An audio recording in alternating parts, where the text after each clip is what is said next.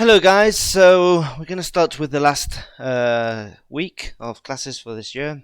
Okay, so we're going to do 2 classes that's left from the unit 12, alright? I'm going to go directly into feeding behavior, and the following class will be about trophic relationships, okay?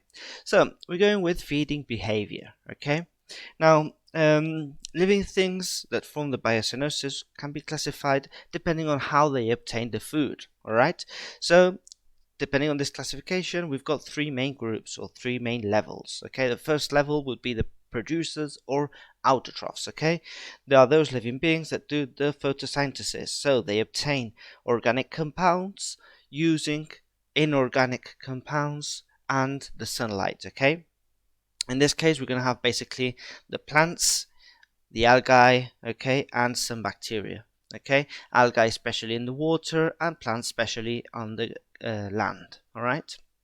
Then we're going to have the consumers, okay, the heterotrophs. In this case, these are animals that feed on organic compounds that are produced or that belong to other living beings, okay, and they obtain the energy from these organic compounds. There are 3 main types of consumers: primary, secondary, and tertiary consumers. Okay, you have to consider that the animals are going to be the main consumers, but not the only ones. Okay, and a primary consumer would be, for example, the cow that eats the grass. Okay, a secondary consumer would be, for example, a lion that could eat the cow. Okay, that eats other animals. All right. And to finish, we've got the decomposers. Okay, it's one of the trophic levels that we usually forget about, but is as important as the producers. So the decomposers are going to use the organic substances to transform them into inorganic substances that then it can be used by their producers. Okay, so as I say, they're as important as the producers. Okay, the least important would be the consumers. Now, in ecosystems, what we usually study are food chains. Okay, food chains are basically the different levels, okay, and what living being occupies each level. Okay, so we usually start, well, we always start by a producer, then we've got a primary consumer, and then a secondary consumer. That would be a 3-linked food chain. That's the basic one. Okay, if we put more consumers, then we're going to have a producer, primary consumer, secondary consumer, and third consumer.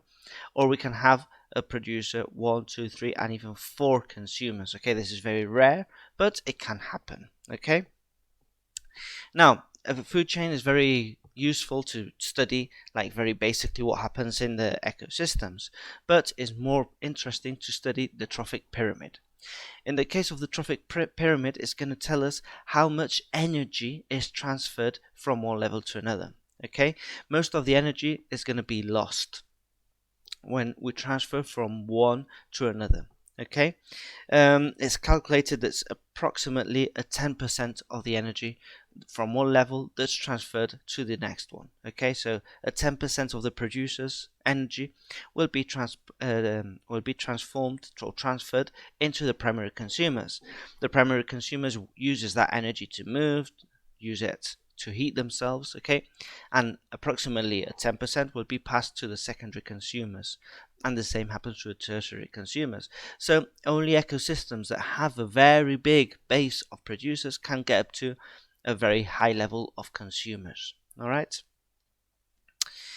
When we relate those food chains of an ecosystem, what we obtain is a trophic network. Okay, so this is not real. Okay, this transfer from one to another doesn't usually happen. There's going to be more connections. Okay, the fox can feed on the rat as well, or it can feed on the snake, whatever. Okay, as you can see here, it's more complex.